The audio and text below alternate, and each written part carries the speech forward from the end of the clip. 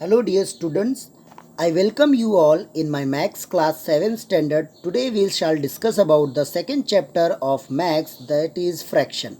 बच्चों, कभी आपने देखा होगा कि आपके टीचर आपको 10 में से आउट ऑफ कितने मार्क्स देते हैं, ऐसे 60 में से थियोरी में कितने मार्क्स मिलते हैं, 40 में से कितने आउट ऑफ मिलते हैं। तो आपने कभी गौर किया है यस कि जैसे 35/60 लिखा है या फिर 9/10 लिखा है, तो सर ये कौन से नंबर्स हैं, किस तरह के नंबर हैं जो एक्सप्रेस किए गए हैं? तो बच्चों इन्हीं को फ्रैक्शन बोलते हैं। क्या बोलते हैं? फ्रैक्शन। आज हम फ्रैक्शन के बारे में पढ़ेंगे। तो सबसे पहले फ्रैक्शन का मीनिंग, तो जब कभी भी नंबर यानी कि a/b, जहाँ पर b का वैल्यू क्या नहीं होना चाहिए, 0, तो उसको हम क्या बोलते हैं? फ्रैक्शन। और फ्रैक्शन में दो पार्ट होते हैं, ऊपर वाले पार्ट को a को न्यूमरेटर बोलते हैं और b जो होता है उसको डिनोमिनेटर बोलते हैं। चलिए अब हम टाइप्स ऑफ फ्रैक्शन के बारे में पढ़ते हैं। सबसे पहला आता है प्रॉपर फ्रैक्शन। प्रॉपर फ्रैक्शन के बारे में अगर हम पढ़ें तो यहाँ पे बताया गया है कि जिनके न्यूमरेटर लेस देन रहते हैं डिनोमिनेटर से, उनको हम बोलते हैं प्रॉपर फ्रैक्शन। जैसे एग्जांपल में आप देख सकते हैं 3/10, 5/9। अब improper fraction, improper fraction just opposite होता है प्रॉपर फ्रैक्शन का। इसके जो न्यूमरेटर रहते हैं वो ग्रेटर देन रहते हैं डिनोमिनेटर से। यस, नेक्स्ट कैटेगरी जो आती है वो डेसिमल फ्रैक्शन की आती है। प्यारे बच्चों, डेसिमल फ्रैक्शन इसलिए क्योंकि आप देखेंगे कि डिनोमिनेटर की जो वैल्यू है, यस, वो आप देखेंगे कि राउंड ऑफ नंबर के साथ है। जैसे कि 10, 100, 1000 ऐसे जब कभी भी लिखे हुए मिलेंगे तो उनको डेसिमल फ्रैक्शन बोलते हैं। क्यों? क्योंकि ये डेसिमल में कन्वर्ट हो सकते हैं और डेसिमल से फ्रैक्शन में भी कन्वर्ट हो सकते हैं। फिर वल्गर फ्रैक्शन, वल्गर फ्रैक्शन जो है वो डेसिमल का जस्ट ऑपोजिट होते हैं। यस, ये वो नंबर होते हैं यस जो आप देखेंगे कि राउंड ऑफ नहीं होते हैं। अब मिक्स फ्रैक्शन के बारे में बात कर लेते हैं। प्यारे बच्चों, मिक्स फ्रैक्शन एक हाफ और एक फुल होता है। जैसे कि 2 3/5 लिखा है, यस, तो ये मिक्स फ्रैक्शन है। यस, मिक्स फ्रैक्शन को इम्प्रॉपर में किया जाता है तभी उसका आंसर आ पाता है। तो ये उसका तरीका निकला है। जैसे आप देख सकते हैं यहाँ पर फॉर्मूला लिखा हुआ है कि जैसे ये 5 पहले 2 के साथ मल्टीप्लाई होगा, फिर 3 में प्लस हो जाएगा, कुछ नहीं दिया है, इसके बाद फिर नीचे 5, देन आप सबको इंटू प्लस करेंगे तो 13 आएगा, ऊपर नीचे 5 आएगा। जैसे फॉर एग्जांपल तो 2 3/5 है, तो ये 5 इसके साथ इंटू होगा तो 2 × 5, देन जो पीछे होगा उसको प्लस करना रहता है। फिर नीचे जो डिनोमिनेटर उसको लिखेंगे तो 5 2 10 plus 13, 13/5 is the answer. Okay, ऐसे।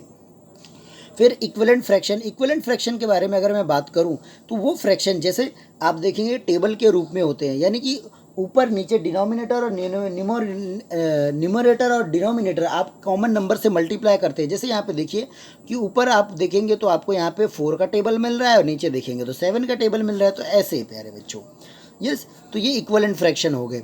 Then like fraction, like fraction के बारे में बताया गया है कि नीचे के जो डिनोमिनेटर हैं वो सेम आते हैं, यस, और ये ग्रुप में रहते हैं, तो ये लाइक फ्रैक्शन कहा गया है। ओके, फिर ऐसे ही जिनके फ्रैक्शन जो मतलब फ्रैक्शन यस डिनोमिनेटर कॉमन मतलब लाइक जैसे ना हो, अनलाइक हो, तो उन्हें अनलाइक कहा गया है। यस, अब हम लास्ट वाला पढ़ेंगे, इरिड्यूसिबल फ्रैक्शन। ये फ्रैक्शन वो फ्रैक्शन होते हैं जो लोवेस्ट टर्म में एक्सप्रेस किए जाते हैं। यस, जैसे मैं यहाँ पे बता दूँ कि यहीं पे हमें कॉन्सेप्ट पढ़ने को मिलेगा HCF मतलब highest common factor, LCM least common multiple. तो ये फैक्टर और मल्टीपल होता क्या है, यस, ये आप धीरे धीरे समझेंगे प्यारे बच्चों इस चैप्टर के अंदर। तो मैं आपको सबसे पहले बता दूँ SCF के बारे में। प्यारे बच्चों, SCF वो नंबर होता है यस जो दो दिए गए नंबर में कॉमन रहता है, यानी कि जैसे मान लो 6 में और 8 में, यस, कुछ ऐसे नंबर रहेंगे जो कॉमन रहेगा, यस, तो वो होता है आपका क्या होता है, वो SCF होता है। ऐसे ही फैक्टर कॉमन रहता है तो F फॉर फैक्टर। ऐसे ही लीस्ट मल्टीपल में यानी कि दो नंबर दिए गए उनसे सबसे छोटा नंबर कौन सा है जो डिवाइड हो जाएगा, तो वो लीस्ट कॉमन आता है। यस, आगे मैं आपको डिटेल में बताऊंगा। तो आप देखेंगे कि यहाँ पे फ्रैक्शन आपको दिया गया है। यस, 9 और 24 का उन्होंने SCF निकाला है। तो SCF अगर आप 9 का निकालते तो ऐसे, तो 3 के टेबल में आता है तो 3 3 ज़ा 9 एंड 3 1 ज़ा। फिर आप ऐसे ही 24 का निकालें तो आप देखें यहाँ पे भी 24 3 के टेबल में आता है, 3 हाउ मच ज़ा। यस, तो आप देखेंगे कि 3 8 ज़ा 24, देन 2 4 ज़ा, देन 2 2 ज़ा, देन 2 2 ज़ा। तो व्हाट आर द कॉमन? एक तो 3 इज़ द कॉमन, तो जो कॉमन होता है SCF में वही लिया जाता है, यानी कि दोनों नंबर में एक फैक्टर कॉमन है 3, तो 3 से डिवाइड करेंगे आप दोनों को 9 को, तो आपको लीस्ट कॉमन मिल जाएगा। ओके, फिर आगे हम देखेंगे कि लाइक फ्रैक्शन को एडिशन सब्ट्रैक्शन किस प्रकार किया जाता है। तो जैसे आप देख रहे हैं लाइक फ्रैक्शन को एडिशन सब्ट्रैक्शन करना बहुत आसान, 7 है दोनों बार, तो 7 1 टाइम लिख दीजिए, ऊपर के नंबर को प्लस माइनस आपको करना रहता है और आंसर मिल जाता है। यस, जैसे यहाँ पे भी देख सकते हैं 15 कॉमन, 8 माइनस 2 देन 6, ये आंसर आ गया। अब हम आगे बढ़ते हैं, अब हम अनलाइक फ्रैक्शन के बारे में सीखते हैं प्यारे बच्चों। अनलाइक फ्रैक्शन में किस तरह आप काम करते हो। यस, तो यहाँ पे क्या बताया गया, अनलाइक फ्रैक्शन में अगर आप देखें प्यारे बच्चों, तो सबसे पहला जो स्टेप रहता है वो डिनोमिनेटर को कॉमन करने के बारे में रहता है। क्या करने के बारे में रहता है, कॉमन करने के बारे में। तो आपको डिनोमिनेटर क्या करना पड़ता है, कॉमन, यानी कि 7 और 14। तो 7 और 14, तो हम 7 को भी 2 से इंटू कर देंगे तो वो भी 14 बन जाएगा। ऐसे ही नीचे 2 से इंटू किया तो ऊपर भी हमें 2 देना पड़ेगा, तो 2/14 आंसर आ जाएगा। चलिए देखिए, तो यहाँ पे आंसर आप देख सकते हैं 2/14, फिर 2/14 ये आपने प्लस कर लिया, फिर आपको आंसर 15/14 मिल गया। ओके, चलिए अब हम आगे अनलाइक के बारे में पढ़ेंगे। अनलाइक में यहाँ पे देखेंगे आपको फिर से क्या निकालना पड़ेगा, आपको निकालना पड़ेगा एलसीएम। तो आप 15 और 20 को एक साथ डिवाइड करें ऐसे, जैसे दोनों 5 से डिविजिबल हैं, तो 5 3 ज़ा 5 4 ज़ा देन 3 1 ज़ा देन 4 देन 2 2, तो 5 2 ज़ा 5 3 ज़ा 15 15 2 ज़ा 30 30 2 ज़ा 60। इसीलिए यहाँ पे देखेंगे कि फिर 60 को 15 और 20 ने डिवाइड किया तो उनका जो नंबर आया उससे फिर मल्टीप्लाई किया गया। जैसे फॉर एग्जांपल मैं आपको बता दूं, यहाँ आप देख सकते हैं 4 से इंटू किया गया तो दोनों जगह 60 60 आ गया है, और ऊपर भी नंबर उसी से मल्टीप्लाई किया गया है, जैसे इसमें 4 को इसमें 3 से, और आपको आंसर मिल गया है। यस, ये सब मैं आपको एक बार फिर से समझा दूं प्यारे बच्चों। देखिए, मान लेते हैं कि जैसे आपको एलसीएम निकालना है, तो 15 और 20 को एक साथ रखेंगे, फिर 5 से 5 3 ज़ा 5 4 ज़ा, देन 2 से 4 3 से 3 1 ज़ा, देन 4 कॉमन रिपीट होगा, देन 2 ज़ा तो 2, देन 2 ज़ा तो 2 1 नीचे आ जाएगा। तो 5 3 ज़ा 15 15 3 ज़ा 30 30 2 ज़ा 60, क्या आंसर आ रहा है 60। तो आप क्या काम करें, 60 जो आया उसको 15 और 20 से डिवाइड करें, तो आप देखेंगे एक में 4 मिलेगा, एक में 3 मिलेगा, मिल गया 3।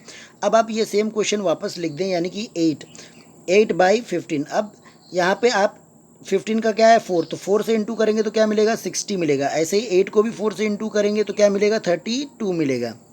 यस, तो ऐसे आपको करना है। जब आप करेंगे इसका एडिशन सब्ट्रैक्शन कर देंगे तो आपको इसका भी आंसर मिल जाएगा।